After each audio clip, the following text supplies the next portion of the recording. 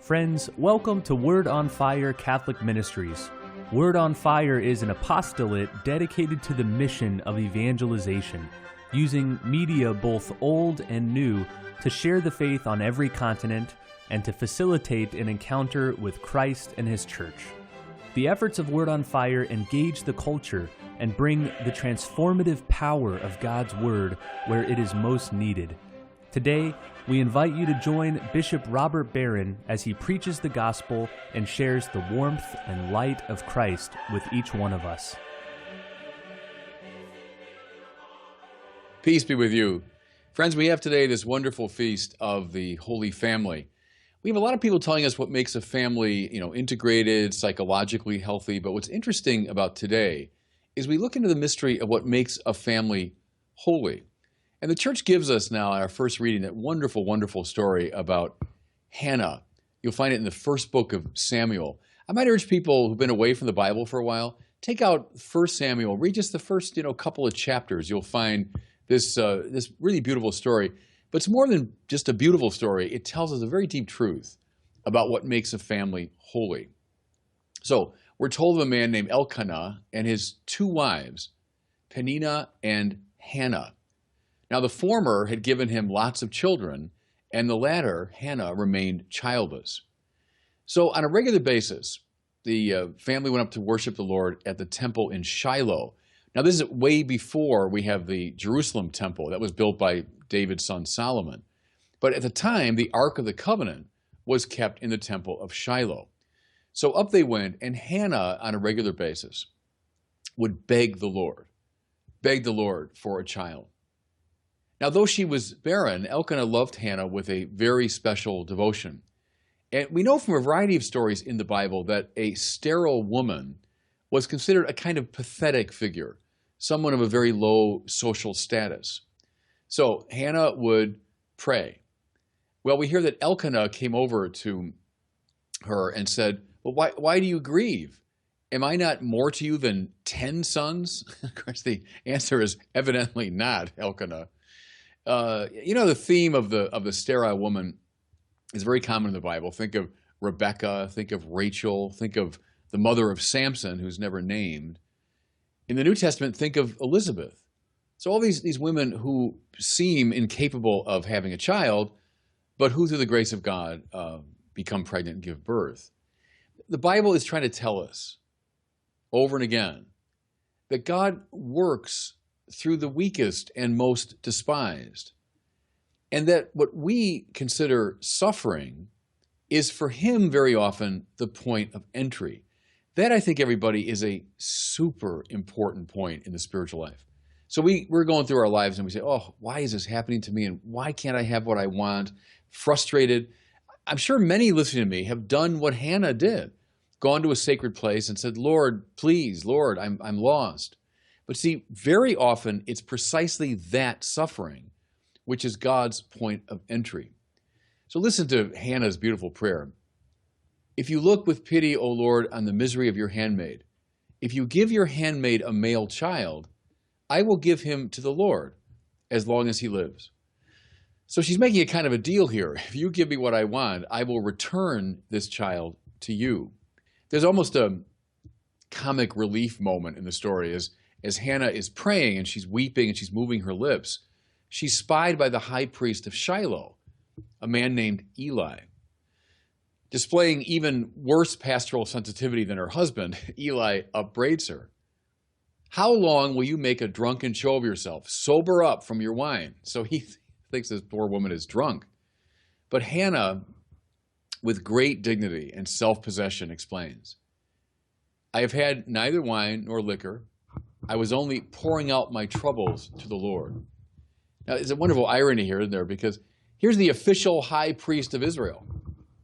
I think the holiest guy in the country. But in fact, he's sort of the ne'er-do-well, while this lowly, sterile woman is the vehicle through whom God will act. See how the Bible always turns things upside down, upsets our expectations, compels us to look at the most difficult things as, in fact, the point of grace. So the Lord heard the prayer of Hannah. She gives birth to a son, whom she names Samuel, which means the name of God. And the point seems to be that this child from the beginning has been claimed by God. Now, once the child was weaned, so, the kid is pretty young, no more than, a year or two. She returns to Shiloh and gives Samuel to Eli. So she's utterly faithful to the promise she made. Lord, you give me a son, I will give him back to you. I love this now in the story of Hannah. Having presented her beloved son, her sought-after son, she gives voice to one of the most beautiful prayers or hymns in the Bible. In fact, it's the canticle after which the canticle of Mary in the Gospel of Luke was modeled. She is, in a certain sense, praising herself, but only as a vehicle of God. She says, "My heart exults in the Lord. My horn is exalted in my God." Again, notice how like this is to Mary's, "My soul doth magnify the Lord." See, Hannah and Mary are similar figures. Mary, too, she's a virgin. How can she give birth? And both express this praise of the Lord. Now, what are we seeing here? What are we seeing? Something I've talked about a lot before. Something I learned from St. John Paul II. The law of the gift. And I've always said, take this one to the bank, everybody. You're trying to find a law for the spiritual life. This is it. And here's how I'd state it. Your being increases in the measure that you give it away.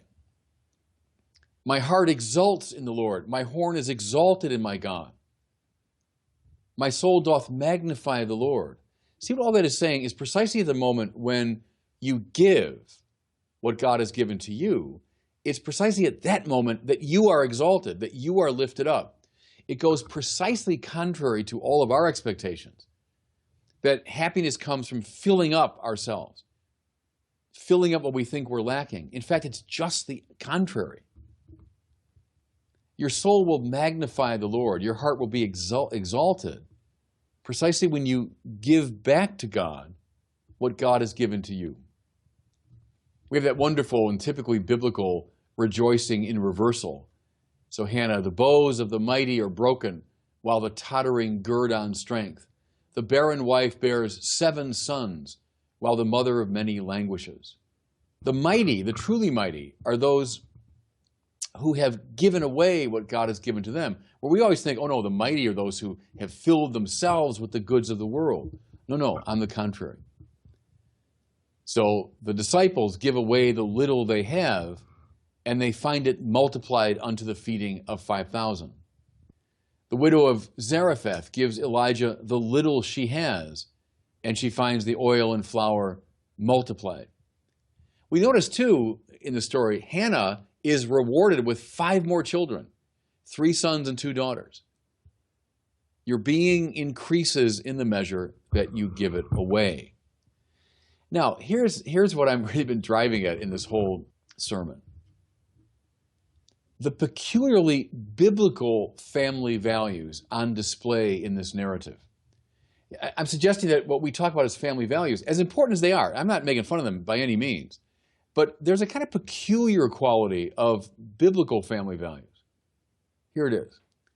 The family exists not for the benefit of the family members primarily, but rather for God and God's purposes.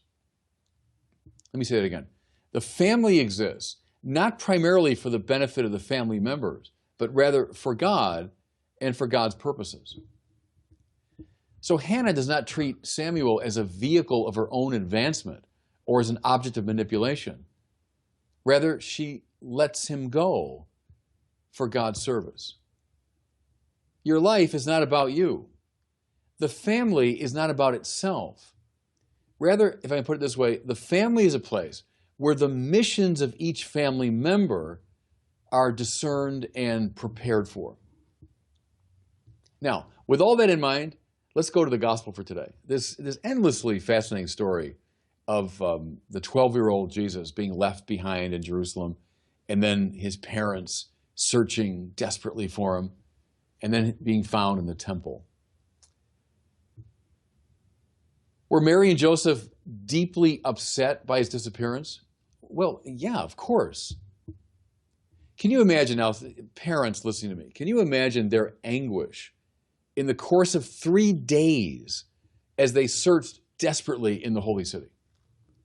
You know, if a child of yours is missing, there's almost nothing worse for a parent than that. Can you imagine their psychological torment? Did they sleep? Can you imagine 3 days, 3 full days and nights, probably imagining the worst? Torture psychologically. And therefore, from a purely natural standpoint, their exasperation upon finally finding their child was understandable indeed. Mary says, "Didn't you know your father and I were searching for you?" And again, from a purely natural perspective, how sometimes even callous or cruel the response of a child Jesus can seem. "Oh, didn't you know? Didn't you know I had to be about my Father's business?" That's why a lot of people, they find this gospel fascinating and off-putting at the same time. Like, I don't get it. But what's the point that's being made? There is something more important than the natural or the merely psychological. And when we put our finger on that, we understand precisely what makes a family holy. Namely, surrendering to the will and purpose of God. You see the parallel between Hannah, who offers her son in the temple, and now Jesus, who has come to the temple to offer himself. Surrendering to the will and purpose of God, finding your mission, that's what makes a family holy. So lots and lots of people, as I said, will tell you what makes a family well-adjusted, functional, peaceful. Fine, nothing wrong with that. I'm in favor of it. But see, the church is interested in something more, in something deeper. The church wants a family to be holy. And that means the law of the gift. Your being will increase in the measure that you give it away. Here's the irony, I'll close with this. What actually makes a family more psychologically adjusted is when they understand this principle. Let go of each other in a way and give each other to God. And your family will be holy and actually happier. And God bless you. Thank you for listening to this week's homily from Bishop Robert Barron. For more resources from Bishop Barron, please visit wordonfire.org.